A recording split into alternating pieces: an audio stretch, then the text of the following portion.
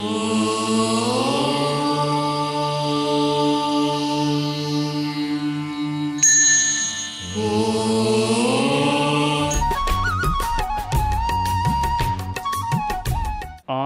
वाङ्मय में कहा गया है, जो सह इहु गाम कंटए, अक्कोश पहार तज्जना ओये, भय भैरव सद्द संपहासे, सम सुह दुख सही यजे सभिक्षु आश्रय।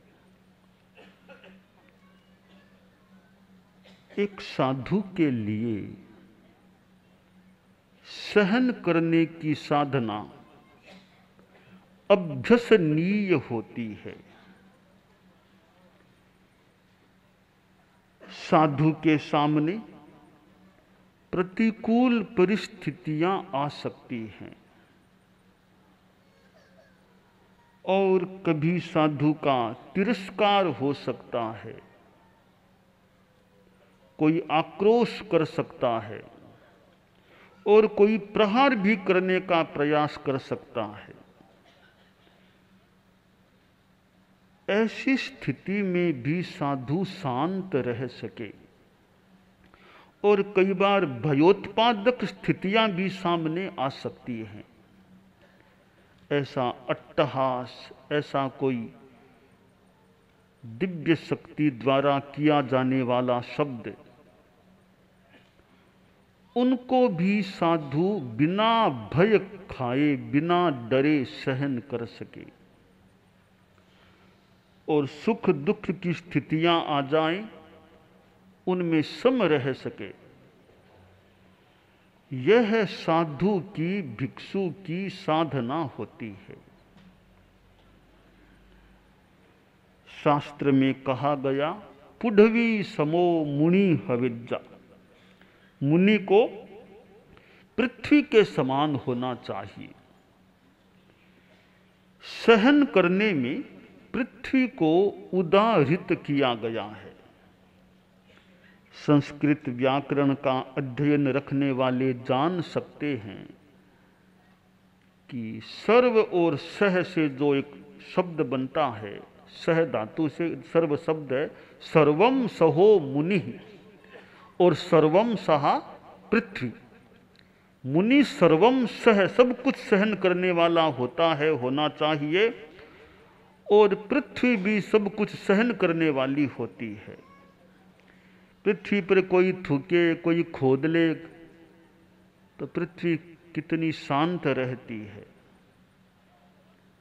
हालांकि कहीं कहीं पृथ्वी थोड़ी चमत्कार की स्थिति भी दिखा सकती है, विशेष स्थिति भी कभी पृथ्वी दिखा सकती है, फिर भी सामान्यतया पृथ्वी सहन करने वाली होती है। तो शास्त्रकार ने कहा, साधु को पृथ्वी के समान होना चाहिए। पृथ्वी सब सहन कर लेती है, साधु को भी सब सहन कर लेना चाहिए और चित्त में प्रसन्नता रहनी चाहिए, शांति रहनी चाहिए। गुस्सा साधु को ओपता नहीं है। महप पसाया इसिनो हवंती नहु मुनि कोव परा हवंती। आश्रय किस ऋषि होते हैं, वे महान प्रसाद वाले होते हैं, महान प्रसन्नता वाले होते हैं। मुनि कोप में, गुस्से में तत्पर नहीं होते, नहीं होना चाहिए। साधु साधु एक साथ रहते हैं, एक साझ में रहते हैं या बड़े समूह के रूप में रहते हैं, वहां कलह को अवसर नहीं मिलना चाहिए।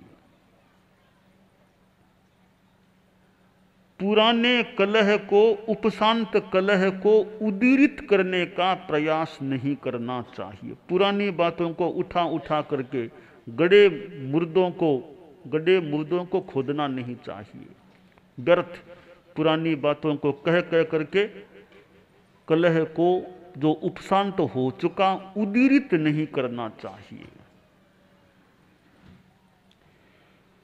तो हमारे पारस्परिक व्यवहार में भी एक दूसरे को सहन करना अपेक्षित होता है।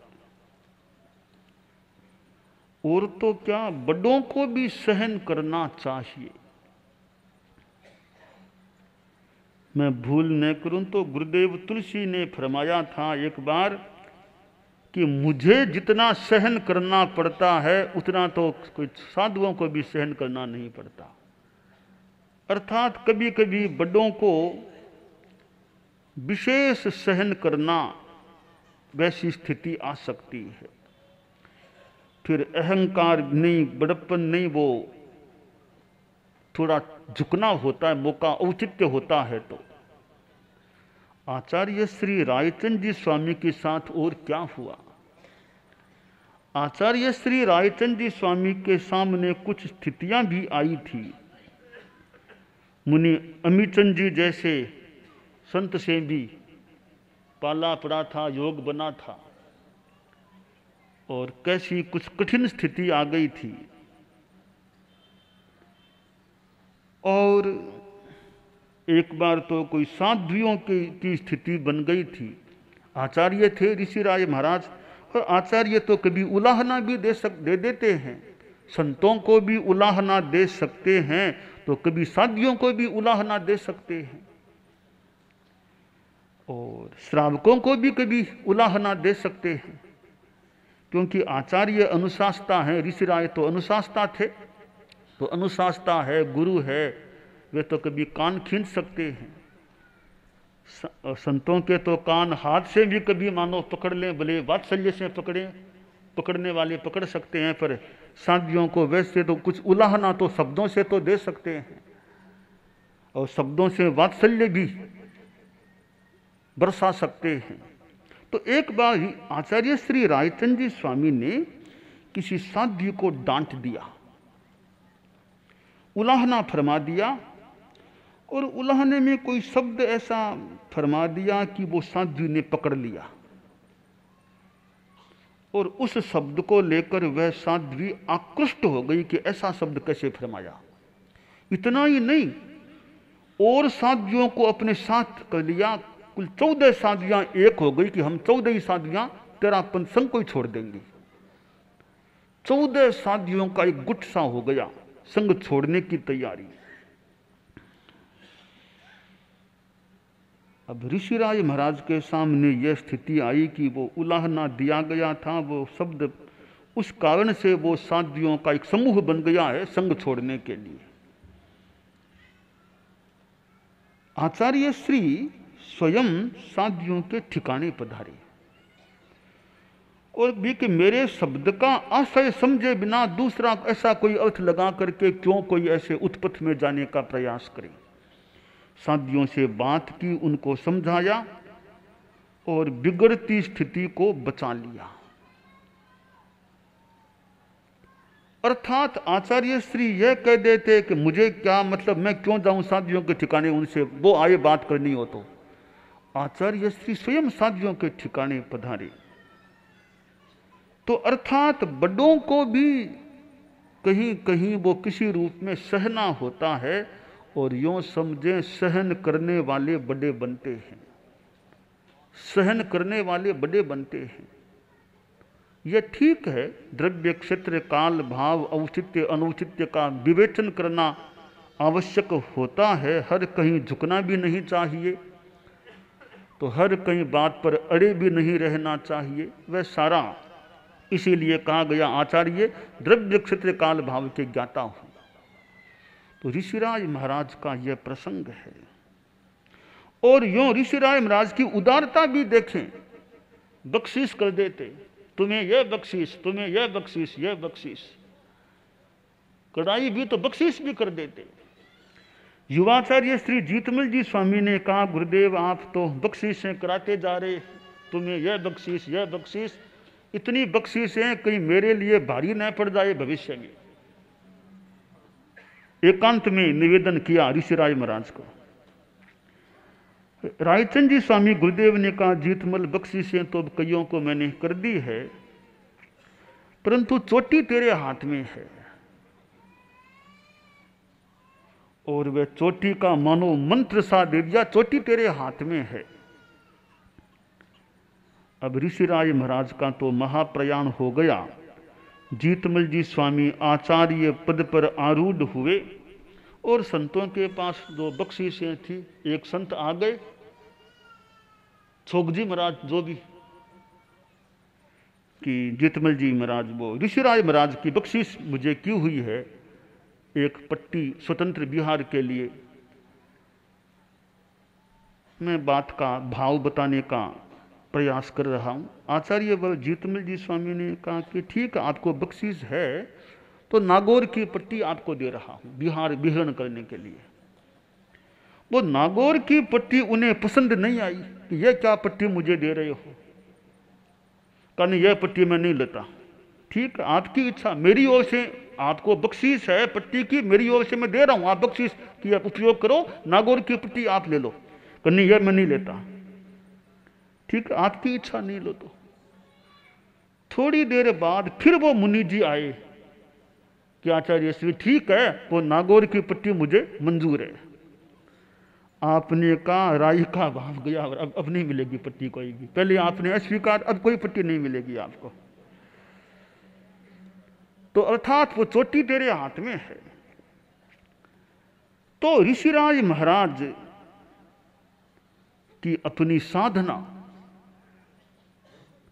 और जैसा मैंने कहा वो कहीं झुकना या परोटना, स्थिति को परोटना।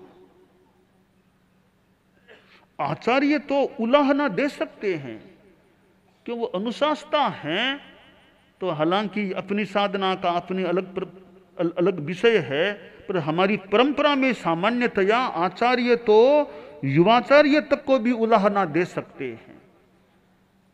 युवाचार्य को भी कभी आचार्य उलाहना दे सकते हैं, पर उसको भी सहन करना। जयाचार्य का प्रसंग, मघवा जैसे शिष्य जो बाद में आचार्य बन गए, और वो लाडनू का प्रसंग, मघवा व्याख्यान फरमाते, जयाचार्य थोड़े निवृत्त हो गए होंगे, भी मगजी हैं व्याख्यान देने वाले। एक बार जयाचार्य विराजमान थे, पास में साध्वी गुलाबान जी उपासना में थी। तो मघवा की बहन, जयाचार्य का ध्यान मघवा के व्याख्यान की ओर चला गया होगा, कुछ सुना होगा, और कहा कि व्याख्यान ठीक तरह नहीं दे रहा है मगराज, गुलाबा तुम जाओ व्याख्यान, तुम दो आज। अब गुलाबा के सामने समस्या हो गई। एक तरफ आचार्य श्री, एक तरफ ये मघवा, इधर दोनों के बीच में फंस गई साध्वी गुलाबान जी। तो मैं अब कैसे जाऊं? एक तरफ गुरुदेव का आदेश, एक तरफ मघवा जैसे को उठा के व्याख्यान देना है, वो भी साध्वी व्याख्यान दे। पर वो उसको लगता है साध्वी चतुर थी थोड़ी, गुलाबान जी ऐसे बुद्धिमती थी।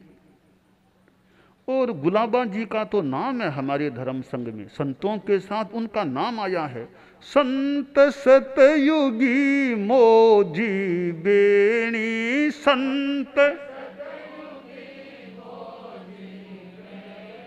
स्वरूप कालू मगन त्रिवेणी, स्वरूप महासती सरदार गुलाबा,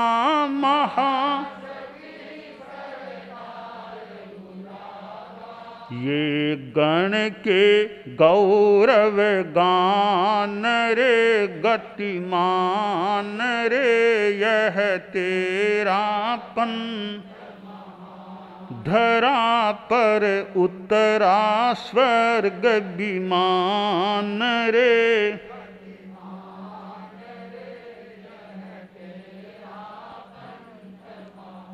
निराला यह नंदन उद्यान,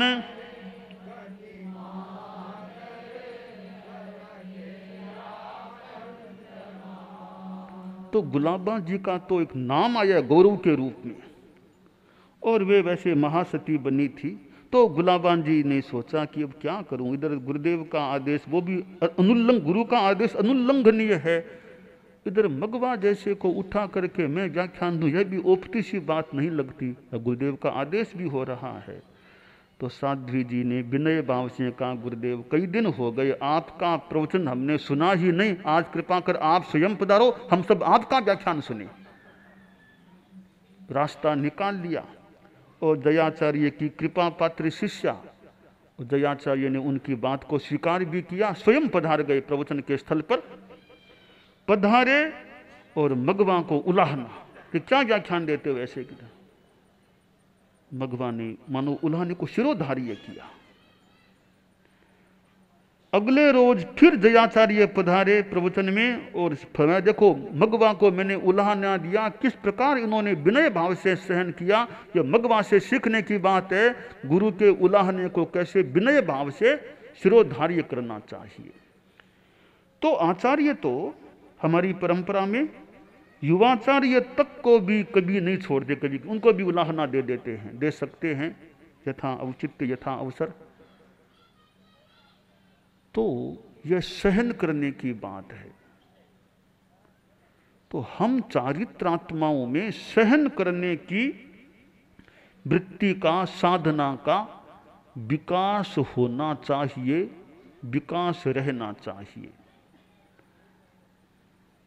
और आचार्य ही नहीं और भी बड़े कोई उलाहना दे दें तो उसको भी हमें समता भाव से सहन करने का प्रयास करना चाहिए।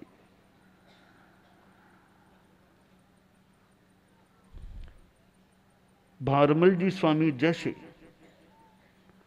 रायचंद जी महाराज व्याख्यान दे रहे थे, वही बात जैसे दयाचार्य वही रायचंद जी स्वामी की बात व्याख्यान दे रहे थे रायचंद जी महाराज, और को लगा व्याख्यान में कुछ ठीक से नहीं बोल रहे हैं, तो भीतर बैठे दूर बैठे आचार्य श्री भारमल जी ने फरमा दिया, रायचंद कहीं कपोड़ा मारे यहाँ बखान में, कहीं कपोड़ा मारे यहाँ, फरमा दिया। बाद में रायचंद जी महाराज पधारे कि गुरुदेव कोई गलती हो गई थी, तो मैं बाद में आता ही वंदना करने, आप बाद में मुझे अकेले में फरमा देते, क्यों सबके बीच फरमा दिया, गपोड़ा गपोड़ा बीच सबके बीच फरमा दिया आपने। तो अच्छा बुलाओ खेतसी को, बुलाओ खेतसी को। खेतसी बुलाया कि देख तुम्हारा भांजा क्या कहता है कि मुझे अकेले में कहा करो, सबके बीच में क्यों कह दिया। देखो हम तो सबके बीच में भी कह सकते हैं, कह सकते हैं। तो बोले गुरुदेव जैसे आपकी मर्जी वैसे फरमाना, हमें सब मंजूर है, सब सिरोधारी आपका फरमाना। तो हमारे में सहन करने की वृत्ति होनी चाहिए।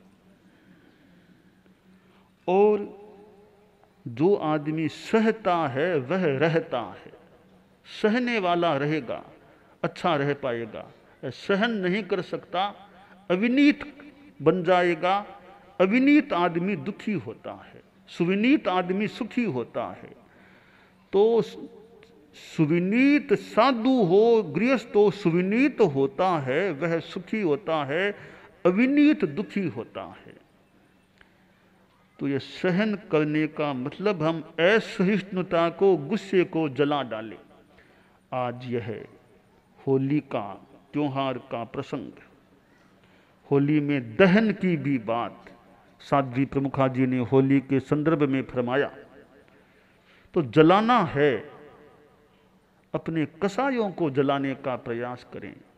गुस्सा, अहंकार, माया, लोभ, राग, द्वेष, इनको जितना जला सकें, पूरा नहीं तो जितना जला सकें उतना जलाएं।